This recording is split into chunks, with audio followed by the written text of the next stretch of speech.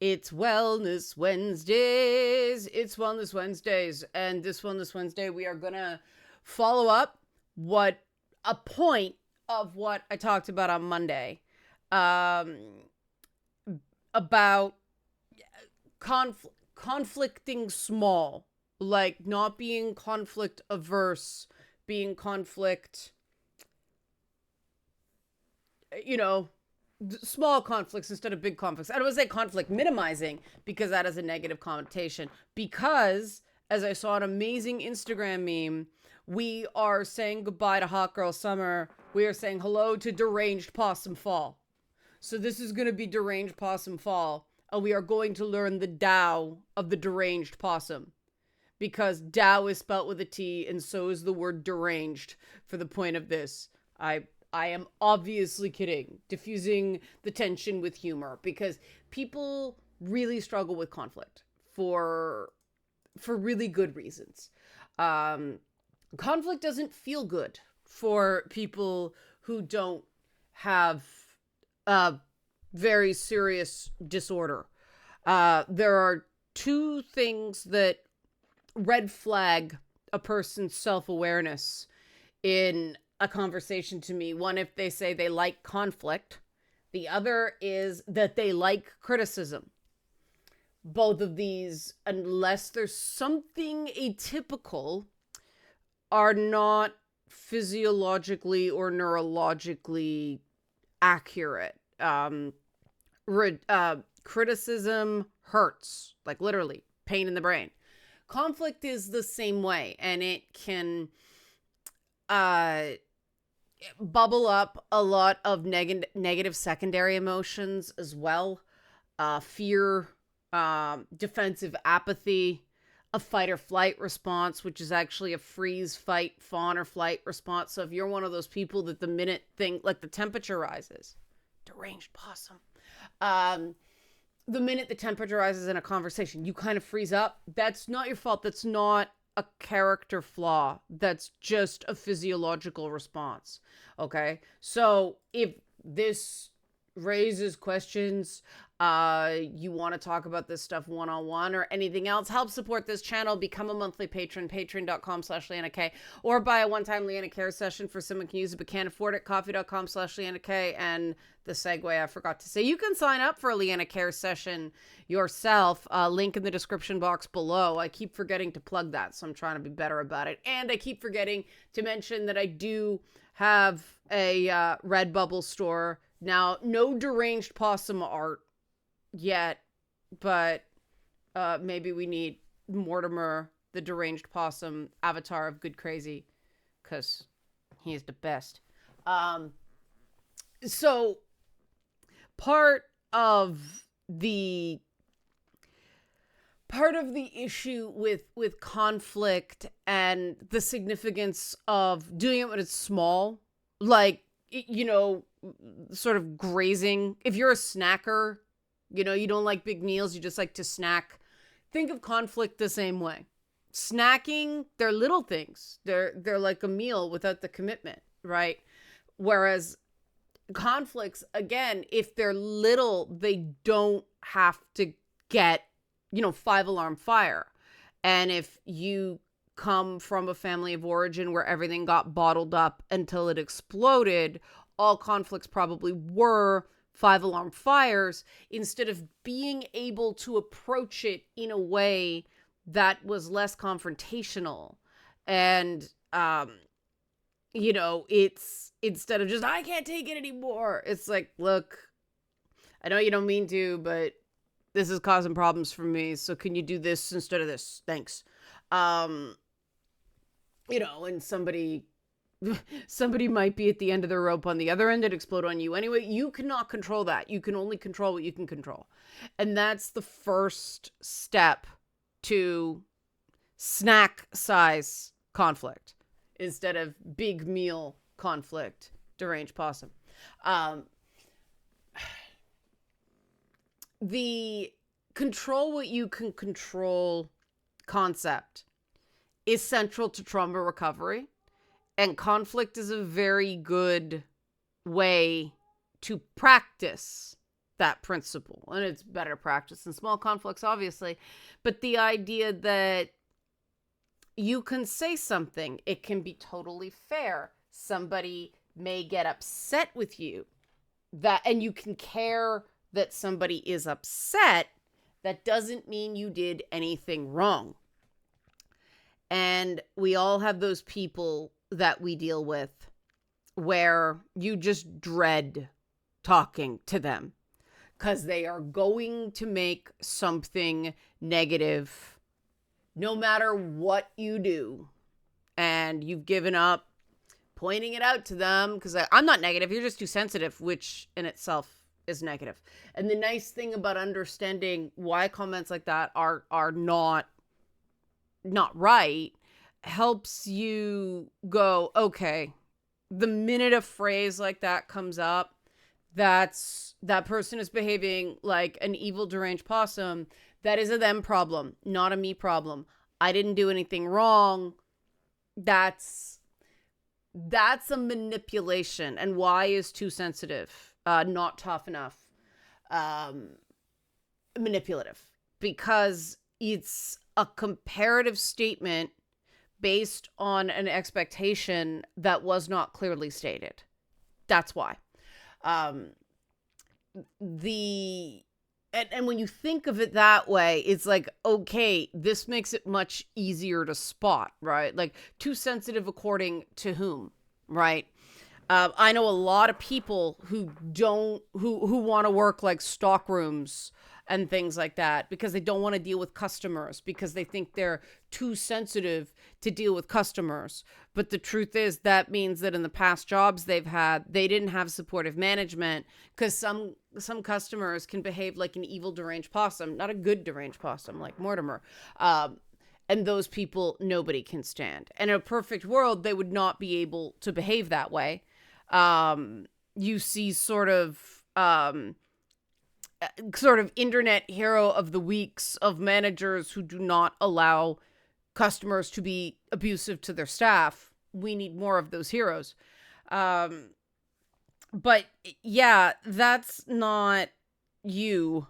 That's a person being an asshole and thinking because the customer is always right, they can't lose on style points, right? Like, somebody can be right about something and still be an asshole about it.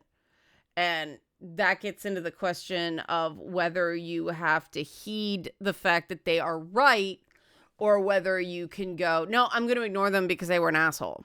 And that's one of those things where it's going to depend entirely upon where you're at, what your resilience is like. Like, you know, sometimes I'll get a comment on a video and the way the person says it was assholery. They're still right. And, you know, I'm not going to, like, if I make an error about something, I'm not going to stand on ceremony and just go, no, I was right because you're an asshole. No, facts are facts, right? I may not acknowledge the error every time. Sometimes I just forget. That's most of the time I do it, but I'll look at it and go, yeah, right, I should make a note of that. And then I forget because I'm scrambling to do the video. Sometimes it's just not in the theme of the video. Sometimes I don't want to encourage the person to continue to pick, but I recognize right is right, wrong is wrong. And that's very important to keep conflicts snack sized. Like the ticks that good deranged possums eat. Because it costs you nothing to admit a legitimate mistake. And if you are afraid the person is just going to hold that mistake against you forever, something's wrong with the relationship. So if you see that you're wrong, but you're refusing to admit it because you're so terrified about the hellfire that's going to rain down on you, again, control what you can control. If the person is convinced that you're wrong, admitting it might not change very much. I mean, we all have those usually older relatives who that one mistake you made 15 years ago, they still bring up every family dinner. Her, remember that? Again, in a healthy family, somebody would go, hey, Stan, knock it off, right? But I know some lovely Stans. I know some other Stans who are assholes. That's probably true of every name. Man, it must suck to be named Karen right now. That does suck. I feel for Karen's. Karen's a lovely name. The connotation will eventually move on. But man, it must suck to be named Karen right now, right? And that's the other thing that you want to do in conflicts is empathize, right? Admitting when you're wrong lowers the temperature in a conflict in good faith. If the person's in bad faith, they will go deranged possum on you.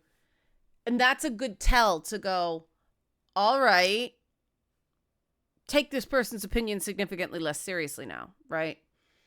That doesn't mean that somebody can't be, angry at you if the mistake really jammed them up. But again, being angry at someone and being abusive with someone and then being frustrated at the situation, all very different things, right? And communication is really important there. A sense of emotional safety with the other person is really key to keeping things small. And again, empathizing and admitting legitimate mistakes, both of those go a long way to creating a feeling of emotional safety. And so, how do you empathize if you don't agree? This is a big one I see, which is why I go over it more and more. Because even though, yes, you can look up past videos of mine, it's better to be current. Sometimes repeating things in different context, it clicks for someone that it didn't before. But you can recognize someone is angry at you. You can care that someone is angry. Like, you don't want them to be angry. You don't have to agree that what they claim you said is what you said if you don't remember saying that. It helps to go, I don't remember saying that. I remember saying this. And often what you'll get is, yeah, same thing. When it's not the same thing. Like, literally not the same thing. If it is not the exact same identical words, it's not the same thing. This is an important misunderstanding to clear up, right? And again, somebody conflicting in good faith, good deranged possum, not evil deranged possum, they will want to know that there was a misunderstanding, right? They will want to see that because something about it threatened them, and then they can calm down some. And then there's the not beating yourself up for overreacting or mishearing and getting upset based on what you thought you heard. Hey, Zelda. We all do it. And emotions are always valid, right? Usually better to go to clarify, like, this is what I understood you said. To give the person the chance to go, that's not I remember saying, this is what I remember saying. That is a much better way of coming at someone other than, you said this, and how could you say this? And it just that it may feel good to blast someone for about 30 seconds, but you feel like an ass later if you got it wrong, right? And preventing those self-recriminations is another way to keep conflicts snack-sized, because guilt and shame prolong conflict, because guilt and shame are the two most unpleasant things a person can feel. Grief hurts like hell. Yes, sadness sucks. Anger can be destructive, but grief and shame just eat at you. And it affects your behavior. You're less willing, you're less able to admit fault. You're less able to admit fallibility. It's harder for you to empathize because you're hiding the thing that's making you feel guilt and shame from the world. So the more you address your own guilt and shame, and the more you practice self-acceptance, the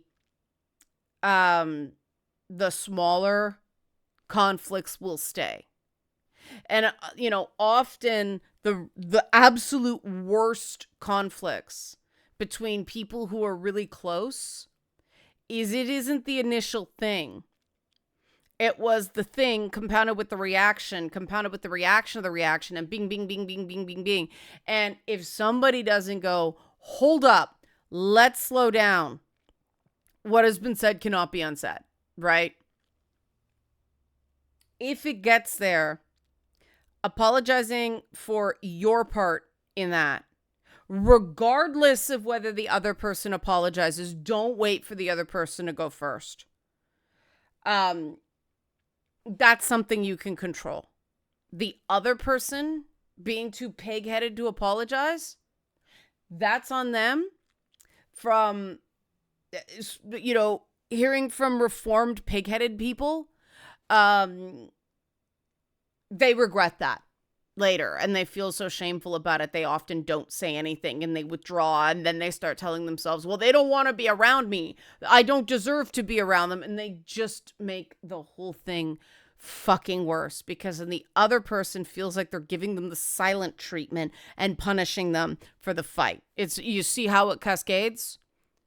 If you don't want that, don't do it. You can only control your side of the thing, but at least you can say you controlled your side. Similarly, no name calling, even if the other person name calls. Control what you can control. It's not therapy. Don't let problems that aren't your fault lead to mistakes that are. Somebody calls you a stupid name, or says something condescending or anything like that. That's a problem. But don't respond in kind, because the problem's not your fault. Responding in kind is a mistake that is, right? That's how it works. And generally, slowing things down is better than just barreling forward because you're feeling defensive. And that is hard. It's a learned skill.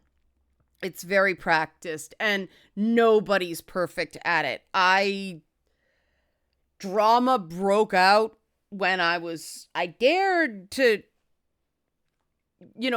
hang out with a friend for the night, and fucking drama exploded on something.